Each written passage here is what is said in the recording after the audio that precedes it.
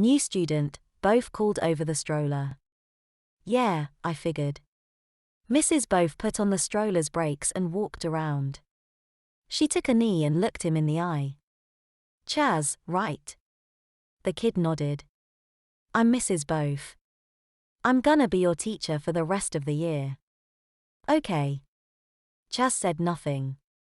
There was a pacifier clipped onto his shirt, likely the kind where the little rubber bulb inflated so that a little couldn't remove it on their own. Chaz recoiled when she took the pacifier. He looked confused when she unhooked it and put it in her back pocket. You can have this at nap time if you want it. But until then, it stays with me, okay? The guy spit in her face. Both didn't even blink as the saliva dripped off her glasses. Fun fact, Both had just screwed Chaz over and he might not even have known it. A gag, spanking, or additional restraints would have allowed Chaz to scream his head off and feel, and to other littles at least, look justified. Now his options were to either keep fighting and screaming and be written off as a fussy baby, or to keep his temper and seem complacent in his treatment. Chaz is already soaking wet, I heard Both tell Zoj. You take the others to the cafeteria. I'm going to stop by our room and change him. Mrs. Zoj nodded and had Ivy start leading the way, an entire pack of littles all waddling like good baby boys and girls to get spoon-fed their breakfast. If they were lucky they might get to play with finger foods. Chaz's screams went noted by the other Amazons, who just clucked their tongue and made loud remarks to everyone in earshot, including their students, how someone got up on the wrong side of the crib and was super cranky. Damn it. Not that I blamed the guy, but we were at decidedly cross purposes just then. That's everyone, Tanya told me when all of my students got off the bus.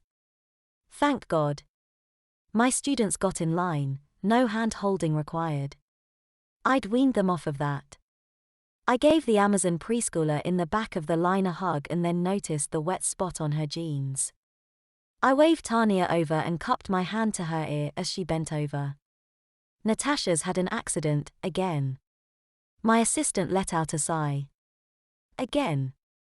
She stood back up and moved Natasha to the middle of the line. Physical camouflage. Spare the girl some grief. Do you think she has any spare clothes in her backpack? Checking, Tanya said. Followed by a, no sir. I frowned. Clinic probably doesn't have any spare undies, either. Tanya shook her head.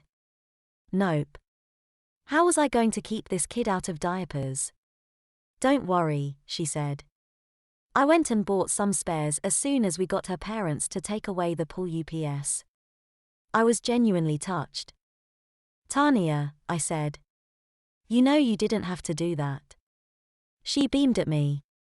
It was a smug, know-it-all expression. I know. I exhaled. Darn it. I just couldn't get mad at her. All right then, class, I said. Elmer, lead us to our room. And off we went. Me walking right beside Elmer, with Tanya taking up the rear lest any of our students fall behind. We didn't eat breakfast in the cafeteria. We ate in our classroom. A cart of single-serving cereals, milk cartons, and fruit was always left just outside our door by the cooking staff. I'd managed to convince Brolish, with Mrs. Both's help, that it'd be better for my students to start their day eating breakfast in my room so that they could be closer to a toilet. Fewer accidents and less embarrassment if they had won. In reality, it was mostly because I couldn't stand the cafeteria.